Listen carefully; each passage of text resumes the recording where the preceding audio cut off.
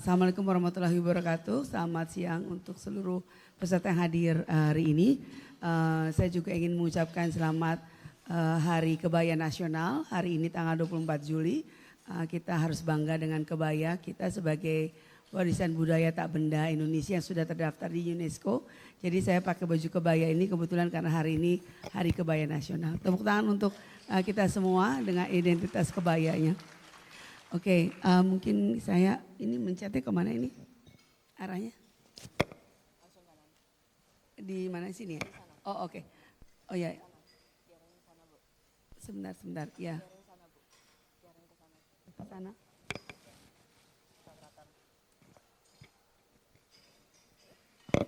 Sebentar saya. Oke. Jadi sebelumnya mungkin saya juga perlu memperkenalkan diri ya. Jadi saya Catherine Grace sebagai Ketua Umum Indonesia Corporate Secretary Association. Mungkin ada yang belum mengenal asosiasi ICSA ini. Jadi ICSA ini adalah asosiasi perkumpulan Corporate Secretary di Indonesia yang jumlahnya hampir 600 anggota yang seluruhnya hampir emiten atau perusahaan terbuka di mana kewajiban perusahaan terbuka memiliki Corporate Secretary dan kami sudah berdiri sejak tahun 2008. Dan dengan sampai sekarang jumlah dari anggota ICSA adalah hampir 600 dan telah bekerja sama dengan erat dengan Pak Unggul karena kami juga sangat mensupport sustainability development di Indonesia. Kemudian saya juga adalah Chief of Corporate Affairs dan Sustainability di PT Bank Permata Tbk. Bersama dengan Ibu Ajeng kita ada satu forum Sustainable Bankers Forum, jadi kita punya network yang baik di seluruh untuk perbankan ya Ibu, baik yang himbara maupun yang swasta. Baik, langsung saja halaman berikutnya.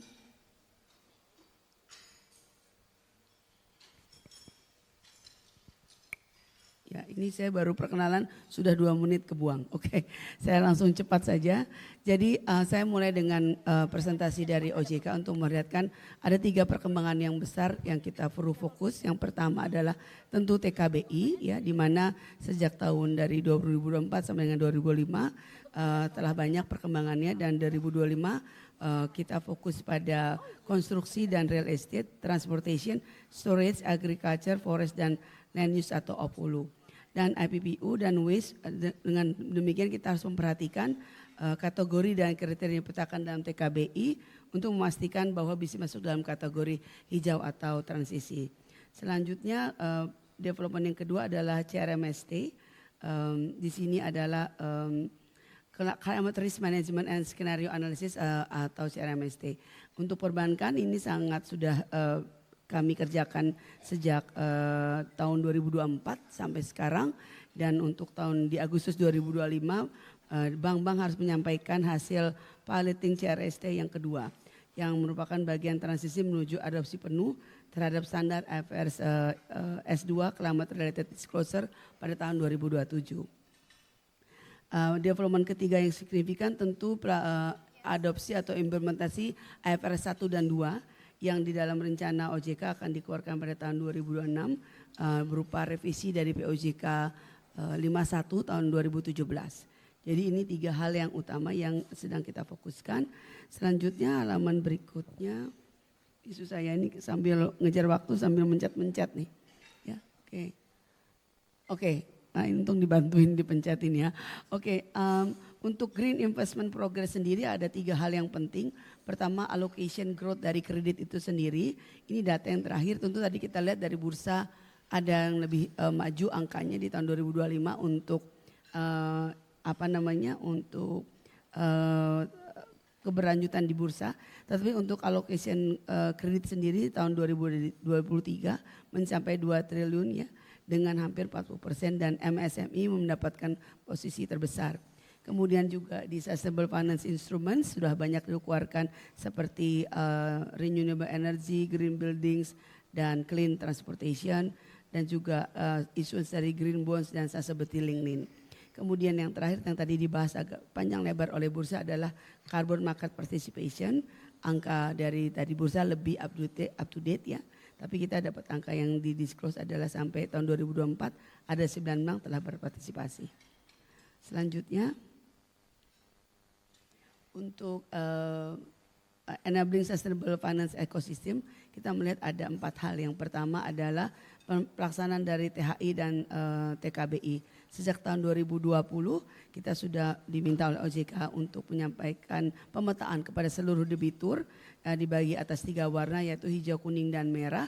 Dan pada Februari 2025 TKBI terbaru dikeluarkan pada fokus 5 sektor NDC yaitu energi, konstruksi, real estate, transportasi, storage, dan Avolo. Kemudian kita merespon hal itu dengan meningkatkan kapasitas internal untuk melakukan sosialisasi internal bank dan juga kepada debitur dan vendor. Dan untuk CRMS dan CRST kita OJK juga meminta lembaga keuangan untuk mulai menilai dari dampak risiko iklim, baik risiko fisik maupun risiko transisi terhadap portofolio dan stabilitas keuangan. Tantangan utama bagi lembaga jasa keuangan di perbankan tentu adalah data dan kualitas data karena selama ini masih menggunakan data proxy. Yang terakhir tadi AFRS 1 dan 2 di mana akan dikeluarkan namanya PSPK 1 dan 2 oleh IAI di mana kita akan terus harus meningkatkan awareness dan pelaksanaan dari PSPK 1 dan 2. Dan tentu terakhir transition plan di dalam IFRS S2 kita diminta untuk melakukan transisi sesuai dengan target net zero yang ditetapkan sebagai effort untuk melakukan finance emission sebagai scope 1, 2, dan 3. Selanjutnya boleh bantu ya biar cepat ya oke. Kemudian untuk opportunity green loan products saya tampilkan hanya 3 di sini yaitu green bonds, sustainability link loan, dan transition financing. Ini yang paling banyak dikeluarkan oleh perbankan.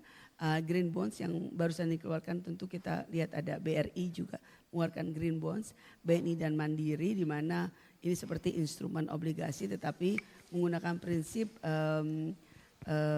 obligasi hijau di mana terms conditionsnya sesuai dengan prinsip obligasi hijau dan digunakan untuk membiayai secara utuh atau sebagian dari proyek-proyek hijau. Dan selanjutnya contohnya seperti penyimpanan energi, kemudian energi terbarukan dan seterusnya. Dan untuk pinjaman terkait keberlanjutan atau sustainability loan, salah satu proses loan yang menggunakan sustainability loan ini dengan menggunakan key performance atau KPI dan sustainability performance target atau SPT.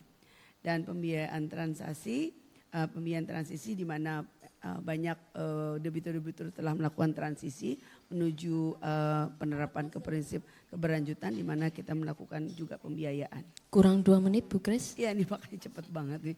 Kemudian untuk challenges-nya kita menangkap ada 7 challenges ya. Terutama pertama tentu adanya availability of dari supporting data yang cukup minim karena kita memerlukan kerjasama dengan debitur juga jadi banyak menggunakan data proxy dan data standarisasi ini cukup beragam sehingga juga hasil dari penghitungan emisinya juga cukup beragam yang perlu kita standarisasikan bersama dan juga adanya masih kekurangan teknologi, keahlian dan pengertian mengenai pembiayaan berkelanjutan. Dan juga perlunya inclusivity atau collective commitment dari kementerian atau regulator terkait sehingga tidak hanya menjadi beban LJK dalam pelaksanaan prinsip keberlanjutan tetapi juga dari kementerian terkait. Kemudian tentu ada konsisten policy dan global trends juga kita perlukan sehingga ada keseragaman antara regulator dan pemangku kepentingan.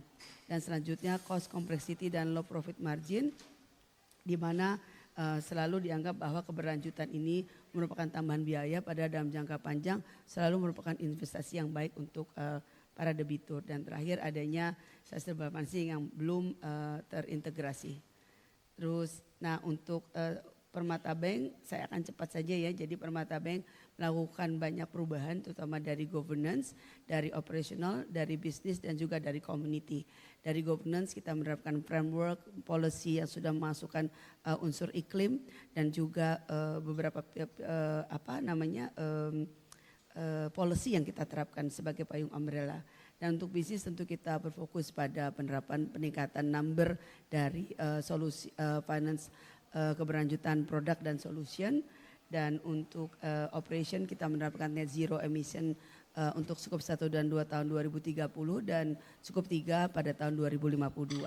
Dan tentu kita terus-menerus meningkatkan loan portfolio growth-nya.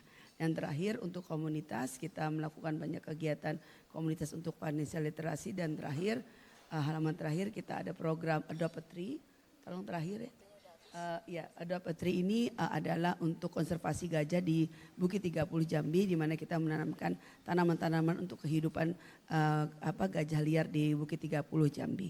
Untuk angka itu bisa dilihat di slide. Nanti mungkin dibagikan.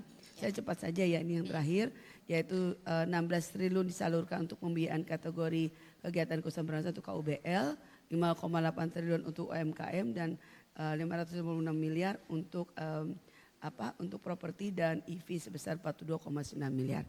Demikian, terima kasih. Assalamualaikum warahmatullahi wabarakatuh.